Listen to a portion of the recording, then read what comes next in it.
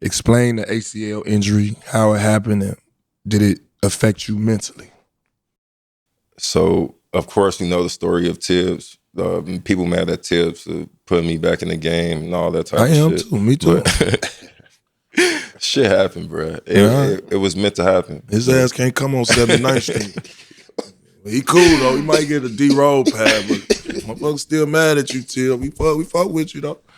Don't it? So, of course, the pop. I knew that I tore my shit right away. Your nerves start to shaking your leg and you can't control the nerves. Like all my shit, like something really happened. Tried to walk, couldn't walk. Get to the MRI machine. I'm not crying this entire. I get to the MRI machine. I started to cry because that was the first time I was by myself. From when they got me up off the court to me them getting me in the back, to me seeing my mom, to getting in the car, to getting in that machine. That was the first time I was by myself, and it hit me. Like, damn, what happened if this motherfucker is tore? Like, it's over. Get out the machine. They tell me that it's tore. I fucking break down crying. My mom there, she's trying to help me. After that, get back to the crib, and just for like a year or like 2 years was just hard, bro. Just trying to figure out like your rhythm. You know how when you tell your shit, you timid a little bit on the way back. Put too much pressure on it. Pressure, you gotta get through the scar tissue first.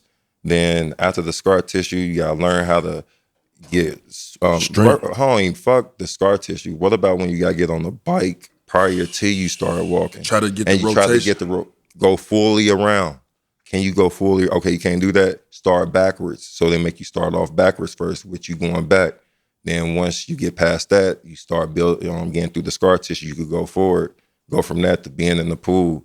Being in the pool to the whole process of learning how to walk again. And you get through that and you feel like you by yourself, like the entire time, feeling like you're the only one, because being practical, you are, because you really showing up in real time for every session, every rehab session, all that. Nobody's in there with you. It's you and the therapist, and you having to, they low-key turn into your counselor in a way, because you talking to them most of the time, and y'all figuring shit out. How you feel today? You 10 today? You can't really go today, blah, blah, blah. So you go from that to mentally having to deal with, like, I'm never going to be the same. That shit rough.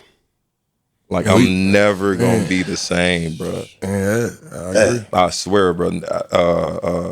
Can I play through this pain? Because every day it's not going to be like pain-free. When you're dealing with an injury, can you play through the pain? Sure. And after my ACL injury, all the way into my 15th year, I played through some type of pain for all those years to get to where I was at, get to where I am right now. What was that? That was the toughest. Like, so what like made you end up sitting out that season, just to make sure you come back and heal up, want to be 100%? Hearing about the pressure that guys get when you try to take too long. Like, I wasn't letting nobody pressure me.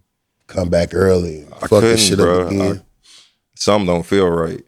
I'm telling them when I run, I'm telling them, bro, when I decelerate, I ain't decelerating right. What do you mean? Something about when I decelerate, bro, it's not right, bro. They ain't know what I was talking about. We think he could play. No, bro. Something about what's going on. I took 2 more months off. The moment that I did come back too early, I flapped 2 flaps in the back open in the back, and I had to get them like taken out or halfway removed. So I'm not bone on bone in either knee, but I had to get 2 flaps removed back to back, and that's like 4 or 5 surgeries within 3 or 4 years. So I'm like, bro, after the surgeries, I got to figure out myself. I ain't listening to nobody in here. Sure. I'm going to get my body weight down. I'll try to get right. But the balance part, of like when you come back, how my 1-2 into my shot gonna be? Like, damn, am I gonna do a 1-2 or am I gonna stick it? And you trying to figure out your rhythm, bro. And that's I did that for like 4 or 5 years while people was telling me that my game wasn't shit, that I wasn't that I wasn't the same player, and my numbers were still good NBA numbers, but they was looking at comparing me to my MVP year and saying like I was trash. But I'm telling them the whole time, man, I'm gonna get to a place where I'm gonna put this shit together. I said that the whole time, I'm gonna put it together. And me putting it together at the end was me shooting 40% from the three for numerous years, 3 or 4 years. And that, for me, that's huge because coming in labeled not a shooter and to go 3 or 4 years shooting over 40, it showed that I adapted.